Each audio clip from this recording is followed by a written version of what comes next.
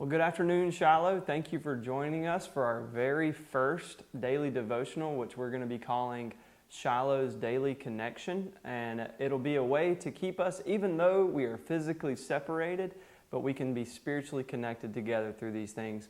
What I want to do is each day, whether me or Mike or even other church members might be bringing you a devotional, but we want to encourage you to gather together with your kids and your family or whoever might be around and just be able to be in the Word and to just understand more fully what it meant for Jesus to come to this earth, because it's all over the Scriptures. And so today I want to reiterate what we talked about yesterday in our service. And if you missed out on that, you can check it out on our website under Sermons tab and check out the sermon from yesterday, or you can go to our Facebook page and you can see where we live streamed it there and replay it back if you'd like to check that out. We were in Psalm 46 yesterday as Brother Mike brought the Word, and one of the things that he focused on was that in Scripture, the two words together, fear not, were mentioned 365 times in Scripture. And that's important because it was brought to my attention that that's a fear not for every day of the year, for 365 days. And it's very interesting to me that fear did not enter into this world until the fall of man in Genesis chapter 3, when Adam and Eve partook of the fruit of the knowledge of good and evil. And it says that they hid from God. And in fact, Genesis chapter 3 says, I heard you in the garden and I was afraid because I was naked. And so he hid. And that is Adam talking to God. And so fear was not even a part of this world until the fall, until they partook of that and sin entered into the world. And so ever since then, we've been fearful people. And so I'm going to read you just basically the whole thing of Psalm 46, and I want you to get a bit of a grasp of what it means to fear not and to trust in the Lord. It says this in Psalm 46, God is our refuge and strength and an ever-present help in trouble. Therefore we will not fear, though the earth give way and the mountains fall into the sea, and though its waters roar and foam, and the mountains quake in their surging. There is a river whose streams make glad the city of God, the holy place where the Most High dwells. God is within her, and she will not fall. God will help her at the break of day.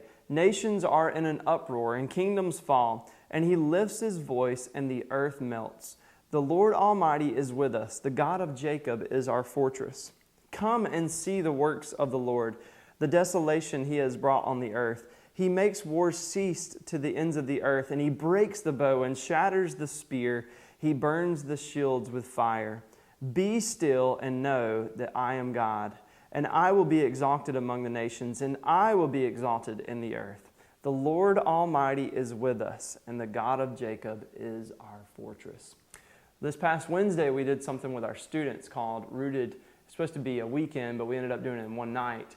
We talked about Mark chapter 4, the very beginning of that, where they're sowing the seeds and Jesus is telling the parables. But the very end of that, Jesus sets off into the boat with the disciples and a storm comes up. And the disciples are afraid. And it says they're trying all different things, and they go to Jesus and they wake him up. And Jesus looks at the storm and he says, "Peace, be still." And I talked about this recently. But it says that we must be still and know that the Lord is God. Just like Jesus commanded to the oceans, to the waves and the storm that had arose. He said, "Peace, be still." To be still and know that he is God and we are not. And he will be exalted among the nations and he will be exalted in the earth. Not us, because things are out of our control right now. And we are doing the best we can to contain that, but only God has control over all of this. And in an instant, just as Mike said yesterday, he could snap his fingers and this be over with. But that may not be the case. He may not do that. But we must not fear. We must be still and know that he is God, and fear not. It says in Proverbs 1:7 that the fear of the Lord is the beginning of knowledge. And so that the only fear that we should have is the fear of the Lord. And it's a healthy fear towards knowing who he is and knowing that he will be exalted among the nations. I hope this is encouraging to you today. Join us tomorrow for our second Shiloh Daily Connection, where we give you a devotional. It'll be on our website and on our Facebook as well. You guys have a great day. I love you, and I'm praying for you.